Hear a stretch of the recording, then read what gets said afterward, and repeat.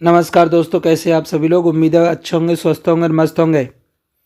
मैं आ गया हूँ आपके बीच में एक बार फिर। मेरा नाम है राहुल देव और आप जुड़ चुके हैं मेरे साथ।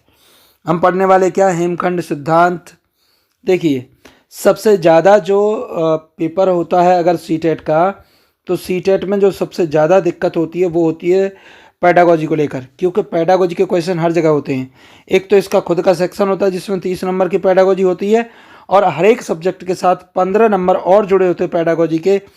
तो अगर आपने पैडागोजी सीख ली तो समझ लो आप सीटेट को पार कर सकते हैं। तो चलिए शुरू करते हैं। ये सिद्धांत, जितने भी सिद्धांत हैं सबको पढ़ लीजिए एक बार। अगर आपको सिद्धांत आते हैं फिर आपको दुनिया में कोई भी फेल करने वाला नहीं है। कोई भी सीटेट का एग्जाम उठाकर आपको दे दिया जाए, आप हर एक को कर सकते हैं। हिमखंड सिद्धांत, आइसबर्ग थ्योरी, सिगमंड फ्राइड ने दी थी। सिगमंड फ्राइड की और भी थ्योरी हैं, लेकिन हम यहाँ पर केवल किसकी बात करेंगे, हम केवल बात करेंगे हिमखंड सिद्धांत की। पहले समझ लेते क्या होता है, उसके बाद इसके क्वेश्चन करेंगे।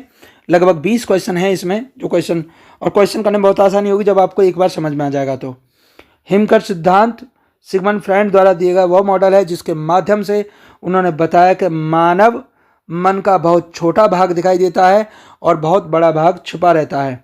ये बात सत्य भी है। हमें जो दिखता है वो मस्तिष्क नहीं है, मस्तिष्क हमारे पीछे जो हमें दिखाई नहीं देता है। ठीक है जी, सामने चेहरे पर जो दिख रहा है वो मस्तिष्क नहीं है। समुद्र में हिमखंड का लगभग 10% भाग ऊपर होता है, बाकी का 90% भाग नीचे छुपा होता है, और वही उसकी मेन शक्ति होती है। चेतन मन का भाग छोटा है, चेतन मन छोटा है, अचेतन मन बड़ा है, और वही क्या है, शक्तिशाली है। तो यहाँ पर अब इन्होंने 2 मन बताए हैं, एक्चुअली में मन होते हैं 3। हिमखंड सिद्धांत का मूल सिद्धांत क्या है, मानव व्यवहार का वास्तविक कारण मन है जो हमें दिखाई नहीं देता है। यानी व्यक्ति जो करता है उसका अक्सर जो कारण होता है वो अचेतन मन में छिपा होता है।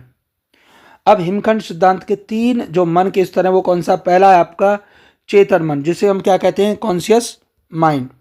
अब ये क्या कह रहा है, हिमखंड का जो ऊपर भाग दिखाई दे रहा है उसे हम क्या कह रहे हैं, कॉन्शियस माइंड। अर्थ क्या है, वर्तमान विचार, भावनाएं, अनुभूति जो हमें इस समय पूरी तरह पता होती हैं उनको हम क्या कहेंगे, उनको कहेंगे कॉन्शियस यानी चेतन मन। उदाहरण जैसे अभी यह पढ़ना है, भूख लगना है, किसी से बात करना है, दर्द महसूस करना है, ये सभी आएंगे आपके वर्तमान विचार में। विशेषता है मन का सबसे छोटा भाग है और अस्थायी, टेम्परेरी है, जल्दी बदल जाता है ना। अभी मुझे ये करना नहीं, नहीं ये करना नहीं, ये करना है। दूसरा आता है आपका प्रो कॉन्शियस माइंड यानी अवचेतन मन। पहला था चेतन, अब आ गया अवचेतन। पानी की सतह के पास वाला भाग होता है अर्थ, वे बातें जो ध्यान नहीं है लेकिन कोशिश के बाद याद आ जाएंगी उनको हम क्या कहेंगे, अवचेतन मन वाली बातें। जैसे मैंने इसे कहीं देखा है, मैंने पैसे कहाँ रखे थे, मैं ये भूल गया हूँ, वो भूल गया हूँ, लेकिन यहाँ याद आ गया। तो ये वाला जो है वो प्रो कॉन्शियस है यानी अवचेतन मन है। तो इसमें मोबाइल नंबर, कॉलेज का नाम, कल की घटना, किसी मित्र का चेहरा, ये सभी होते हैं। और इसका काम क्या है, ये चेतन और अचेतन में ब्रिज यानी सेतु का काम करता है, ये ध्यान रखना है। आगे चलते हैं और अगला है आपका अचेतन मन, जिसके बारे में बात हो रही है सबसे ज़्यादा। हिमखंड का सबसे बड़ा भाग और छिपा हुआ है, दबी हुई इच्छा है, दबा हुआ डर है, भावनाएं हैं, दर्दनाशक अनुभव है, भावनात्मक आघात है। इसमें क्या क्या होता है, बचपन के डर, अपमान, मारपीट, अस्वीकार, सब इसी में है। जो बचपन में हुआ है जिसे हम भूल गए हैं वो सब हमारे मस्तिष्क में क्या है, स्टोर हो गया है, वो सारी चीज़ें हैं उन्हें, जैसे रिजेक्शन, दबा हुआ गुस्साएं, भूल जाने, ये सभी चीज़ें खत्म नहीं होती हैं, ये हमारे अचेतन मन के अंदर क्या हो जाती हैं, इकट्ठी हो जाती हैं। अचेतन मन सबसे शक्तिशाली क्यों है, इसके कारण सुनिए। पहला, ये बिना बताए नियंत्रित करता है और हम सोचते हैं कि निर्णय हमने लिया है, हकीकत में निर्णय हमने नहीं लिया। निर्णय किसने लिया है, निर्णय लिया है अचेतन मन ने। दूसरा है, इसे सीधे याद नहीं किया जा सकता, चेतन मन का इस पर कोई भी कंट्रोल नहीं होता। तो अचेतन मन सर्वश्रेष्ठ होता है और वो अपनी बात मनवा के मानेगा। चेतन मन कितना भी कह ले लेकिन वो अचेतन मन को रोक नहीं सकता है, इसीलिए यह अधिक प्रभावी होता है। दूसरा, या अलग अलग रूप में बाहर आता है, जैसे व्यवहार के रूप में अचानक से गुस्सा आना, डर, चिड़चिड़ापन, आत्मविश्वास में कमी, ये सब अचेतन मन की वजह से है। सपनों के रूप में अचेतन मनों की वजह से जुबान का फिसलना, अचेतन मन, जो कहना नहीं चाहते हैं वही निकल जाता है। किसकी वजह से? अचेतन मन की वजह से, है ना। मानसिक समस्या में जैसे एंजाइटी हो गई, डर हो गया, डिप्रेशन हो गया और ये हिस्टेरिया हो गया, ये सारी भी किसकी वजह से हैं? अचेतन मन की वजह से। अब तक आपको समझ में आ गया होगा कि मन हमारा 3 तरीके से काम कर रहा है, ठीक है ना, चेतन, अवचेतन और अचेतन। उदाहरण समझ से समझिए, एक बच्चा जिसे स्कूल में सबके सामने अपमानित किया गया, डर अचेतन में दब गया, बड़ा होकर वो मंच पर बोलने से डरता है, ठीक है। दूसरा समझो, बचपन में भावना व्यक्त करने पर डांट लगी, कुछ बोल दिया आपने कि मुझे ये चीज़ पसंद है, तो भावनाएं दब गई। बड़ा होकर व्यक्ति चुप या बहुत आक्रामक दोनों हो सकता है। शिक्षा और मनोविज्ञान में इसका क्या महत्व है? बच्चों का गलत व्यवहार हमेशा जिद नहीं होता है, बच्चों का गलत व्यवहार हमेशा जिद नहीं होता, उनका अचेतन मन करवा रहा है। कारण अचेतन मन में छिपा हो सकता है। दंड से समस्या और बढ़ सकती है। प्रेम, समझ और परामर्श से समझाइए, ठीक है जी। शिक्षक के लिए क्या संदेश दिया है? बच्चों के व्यवहार को सुधारने के लिए पहले उनके मन को समझो। हिमकंड सिद्धांत की आलोचना भी यहाँ पे आलोचना में क्या करें? शिक्षक क्या करेगा? पहले मन के समझेगा, शिक्षार्थी के मन को समझे कि मन क्या है उसका। जब उसके मन समझ में आ जाएगा तो बाकी प्रक्रिया वो खुद ही कर लेगा। आलोचना क्या है? वैज्ञानिक प्रमाण नहीं है इस चीज़ का कोई, जो आप कह रहे हैं कि मन जो है वो, दिमाग जो है वो 3 प्रकार का होता है। प्रयोगात्मक सत्यापन इसका कठिन है। व्यवहार केवल अचेतन को चेतन से जोड़ना उचित नहीं है, तो इस चीज़ को इन्होंने, चलिए अब हम इसके क्वेश्चन करेंगे। मैंने यहाँ पर सेलेक्टेड क्वेश्चन लिए हैं इसके, तो क्वेश्चन थोड़ी जल्दी करेंगे क्योंकि वीडियो बहुत बड़ी हो जाती है। प्लीज़ आप वीडियो को लाइक कर दीजिए और चैनल को कर लीजिए सब्सक्राइब। हिमखंड सिद्धांत किस मनोविज्ञान ने दिया? तो इसका सही उत्तर हो जाएगा सिगमंड फ्राइड। दूसरा चलते हैं, हिमखंड सिद्धांत किससे संबंधित है? बुद्धि से, स्मृति से, मन के स्तर से। तो इसका सही उत्तर हो जाएगा मन के स्तर से। प्रश्न संख्या, अब आपको आंसर देने में बहुत आसानी होगी। हिमखंड सिद्धांत के अनुसार मानव मन का सबसे छोटा भाग कौन सा है? अचेतन, अवचेतन, चेतन, सामाजिक। तो चेतन जो है वो सबसे छोटा भाग है, इसका सी वाला उत्तर हो जाएगा सही।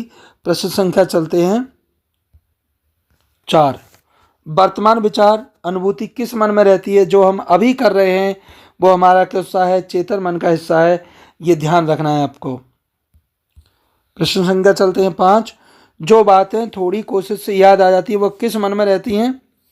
थोड़ी कोशिश से याद आने वाली अवचेतन मन में रहेंगी, ध्यान रखना है, अवचेतन मन। दबी हुई इच्छाएं और भावनाएं किस मन में होती हैं? तो वो होंगी अचेतन मन में। अचेतन मन में सारी चीज़ें दबी हुई रहती हैं। प्रश्न संख्या, फ्राइड के अनुसार सबसे शक्तिशाली मन कौन सा है? तो सबसे शक्तिशाली मन है आपका अचेतन मन। अगला, हिमखंड का पानी का नीचे छुपा हुआ भाग किसका प्रतीक है? तो इसका भी आंसर क्या हो जाएगा? अचेतन मन का, क्योंकि अवचेतन मन पानी के बराबर में है और जो चेतन मन है वो सबसे ऊपर है, ये ध्यान रखना है। व्यवहार का मूल कारण मन में छिपा होता है। व्यवहार का मूल कारण अचेतन मन में छिपा होता है, जो हमें दिखाई नहीं देता। प्रश्न संख्या है 10। सपने किसकी भाषा माने जाते हैं? जो हम सपने देखते हैं वो अचेतन मन की भाषा माने जाते हैं। सबका उत्तर अचेतन है क्योंकि अचेतन मुख्य है। जुबान का फिसलना, स्लिप ऑफ टंग किससे संबंधित है? अचेतन से। एंजाइटी और फोबिया मुख्यतः किससे संबंधित है? अचेतन से। ठीक। आइसबर्ग सिद्धांत के अनुसार मानव व्यवहार सबसे अधिक कौन सा नियंत्रण करता है? वर्तमान अनुभव, सामाजिक अनुभव, अचेतन मन वाला। तो अचेतन मन का इससे उत्तर सही हो जाएगा। प्रश्न संख्या 14। चेतन मन की एक विशेषता क्या है? चेतन मन स्थायी होता है, अस्थायी होता है, दबी हुई होती है, अज्ञात होती है। तो चेतन मन होता है हमारा अस्थायी। अब चेतन मन का मुख्य कार्य क्या होता है? निर्णय लेना, नैतिकता सिखाना, चेतन और अचेतन के बीच सेतु का कार्य करना, ये किसका काम है? अवचेतन मन का। बचपन में दर्दनाक अनुभव कहाँ संग्रहित होते हैं? तो ये होंगे आपके अचेतन मन के अंदर संग्रहित, यानी इकट्ठे हो जाएंगे। प्रश्न संख्या चलते हैं 17। बिना स्पष्ट कारण के गुस्सा आना किसका प्रभाव हो सकता है? तो इसका उत्तर हो जाएगा अचेतन मन का प्रभाव हो सकता है। प्रश्न संख्या 18। हिमखंड सिद्धांत का प्रयोग किस क्षेत्र में उपयोगी है? तो बाल मनोविज्ञान में अधिक उपयोगी होता है, ये ध्यान रखना है। प्रश्न संख्या आपका है 19। फ्रायड के अनुसार हम अचेतन मन को नियंत्रण क्यों नहीं कर पाते हैं? वह कमज़ोर है, क्योंकि वह दिखाई देता है, क्योंकि वह अवचेतन मन को नियंत्रण नहीं कर पा रहे, क्योंकि वह सीधे याद नहीं आता, क्योंकि वह चेतन में रहता है। तो इसका सही जो उत्तर होगा आपका वो होगा क्योंकि वो सीधे याद नहीं आता, वो केवल अपना काम कर रहा है जो आपको दिखाई नहीं देगा। प्रश्न संख्या है 20। निम्न में से कौन सा अचेतन मन का उदाहरण है? अचेतन मन का उदाहरण कौन सा है इसमें से? अभी पढ़ना, मोबाइल नंबर याद करना, बचपन का दबा हुआ डर। तो यही उत्तर इसका सही हो जाएगा, सी वाला। प्रश्न संख्या अगला। हिमखंड सिद्धांत के अनुसार मानव मन का अधिकांश भाग क्या होता है? तो मानव मन का अधिकांश भाग दिखाई नहीं देता है। प्रश्न संख्या है आपका 22। शिक्षक के लिए हिमखंड सिद्धांत का मुख्य उद्देश्य क्या है? दंड देना। दंड तो कहीं देना ही नहीं है भाई। व्यवहार को अनदेखा करना चाहिए, बच्चों के मन को समझना चाहिए, क्योंकि सारी कहानी कहाँ से है? मन से है। प्रश्न संख्या चलते हैं हम 23। अचेतन मन का प्रभाव किस रूप में दिखता है? सपने, व्यवहार, मानसिक समस्याएं, IQ स्कोर। तो सपने के रूप में दिखाई देता है। अचेतन मन का प्रभाव किस रूप में नहीं दिखता है? अच्छा, किस रूप में नहीं दिखता है? तो ये वाला IQ स्कोर के रूप में नहीं दिखेगा। ये वाला उत्तर सही हो जाएगा। ये नहीं है, ये वाला उत्तर इसका सही है। IQ स्कोर नहीं दिखेगा, बाकी सपने दिखेंगे, व्यवहार दिखेगा और मानसिक समस्याएं भी दिखेंगी। प्रश्न संख्या चलते हैं 24। आइसबर्ग सिद्धांत किस सिद्धांत का भाग है? सबको पता है, किसका है ये बताओ। सिगमंड फ्रायड के बारे में एक बात सुनी है आपने? चलिए एक बात बताता हूँ। एक बात यह है कि ये मनोविश्लेषण है। Father of the latest psychology कौन है? Frank Sigmund. जो हमें दिखाई नहीं देता वही हमें नियंत्रित करता है, यह कथन किसका है? तो ये आपका हिमखंड सिद्धांत का है, ध्यान रखना है। जो दिखाई नहीं देता वही हमें क्या करता है? नियंत्रित करता है। क्वेश्चन संख्या चलते 26। 26 में क्या करा? चेतन मन का उदाहरण कौन सा है? तो बचपन। चेतन मन, ओहो ये तो गलत हो गया। चेतन मन का है अभी प्यास का लगना, ये चेतन मन का उदाहरण हो जाएगा। प्रश्न संख्या चलते हैं 27। अब चेतन मन का उदाहरण कौन सा है? दबा हुआ अपमान, मोबाइल नंबर जो है वो अब चेतन का उदाहरण हो जाएगा। जो मतलब अभी चीज़ें हैं। अचेतन मन को जाने वाली इच्छा कैसी होती हैं? अचेतन मन में जाने वाली इच्छा कैसी होती है? सामाजिक रूप से स्वीकृत, तर्कसंगत, अस्वीकार्य एवं दर्दनाक और वर्तमान। तो इसका सही उत्तर हो जाएगा आपका सी वाला, यानी अस्वीकार एवं दर्दनाक। जो हम दबा देते हैं, जिन्हें भूल जाते हैं, जिन्हें भूलना चाहते हैं, वही हमारी इच्छाएं अचेतन मन में जाके छुप जाती हैं। हिमखंड सिद्धांत किस बात पर जोर देता है?